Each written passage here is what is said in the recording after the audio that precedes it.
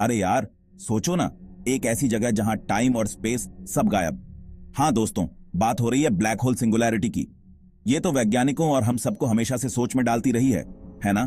तो चलो समझते हैं कि ये ब्लैक होल सिंगुलैरिटी क्या बला है। ब्लैक होल सिंगुलैरिटी वो जगह है जहां ब्लैक होल का पूरा मास एक इत्ते से छोटे बिंदु में सिमट जाता है। वहां ग्रेविटी इतनी ताकतवर होती है कि टाइम और स्पेस भी टेढ़े मेढ़े हो जाते हैं। समझना तो मुश्किल है ना, लेकिन चलो थोड़ा आसान करते हैं। देखो, जब कोई बड़ा तारा अपनी जिंदगी खत्म कर लेता है तो वो अपने ही ग्रेविटी से ढह जाता है और ब्लैक होल बन जाता है। इसी में तारे का सारा मास एक छोटी सी जगह में इकट्ठा हो जाता है और इसी जगह के बीच में होती है हमारी सिंगुलैरिटी, वो बिंदु जहां फिजिक्स के सारे नियम फेल हो जाते हैं। सिंगुलैरिटी की खास बात यह है कि वहां टाइम का भी कोई मतलब नहीं। अगर तुम वहां जाने की कोशिश करोगे तो टाइम और स्पेस में फंस जाओगे, कभी लौट नहीं पाओगे। लेकिन ठहरो, क्या सिंगुलैरिटी के अंदर कुछ है, कोई दूसरी दुनिया? ये तो वैज्ञानिकों के बीच भी चर्चा का मुद्दा है। कुछ थ्योरीज कहती हैं कि सिंगुलैरिटी के अंदर वर्म होल हो सकता है जो हमें यूनिवर्स के किसी और हिस्से में ले जा सकता है। साइंस फिक्शन जैसा लगता है ना, लेकिन यही तो साइंस की खूबसूरती है। जितना खोजते हैं उतने ही नए सवाल सामने आते हैं। ब्लैक होल सिंगुलैरिटी एक मिस्ट्री है, एक पहेली जिसे हम सुलझाने की कोशिश करते रहेंगे, और यही मिस्ट्री हमें और जानने समझने के लिए आगे बढ़ाती है। इस वीडियो को देखने के लिए शुक्रिया। अगर वीडियो अच्छा लगा तो लाइक और सब्सक्राइब जरूर करना। अगली बार फिर किसी मजेदार टॉपिक पर बात करेंगे। तब तक जिज्ञासा जिंदा रखना। शुक्रिया।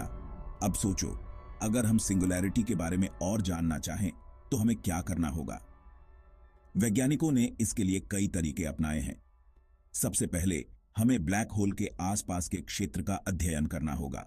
वहां की ग्रेविटी, रेडिएशन और अन्य फिजिकल प्रॉपर्टीज को समझना होगा। इसके लिए वैज्ञानिक स्पेस टेलीस्कोप्स और अन्य उपकरणों का उपयोग करते हैं।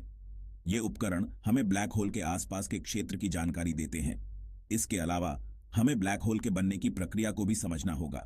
जब कोई तारा ब्लैक होल में बदलता है तो उसके आसपास क्या होता है, ये सब जानना बहुत जरूरी है।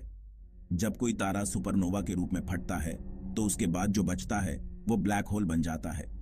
इस प्रक्रिया को समझने के लिए वैज्ञानिकों ने कई मॉडल्स और सिमुलेशंस बनाए हैं। ये सिमुलेशंस हमें बताते हैं कि ब्लैक होल कैसे बनते हैं और उनकी सिंगुलैरिटी कैसे काम करती है। लेकिन सिंगुलैरिटी को समझना इतना आसान नहीं है।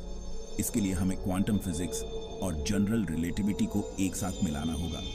ये दोनों थ्योरीज हमें बताती हैं कि छोटे पैमाने पर और बड़े पैमाने पर चीजें कैसे काम करती हैं, लेकिन इन्हें एक साथ मिलाना बहुत मुश्किल है।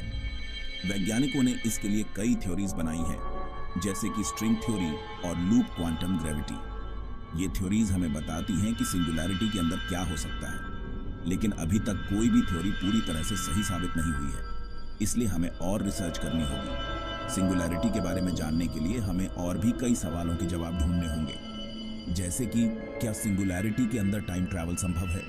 क्या वहां से हम किसी और यूनिवर्स में जा सकते हैं?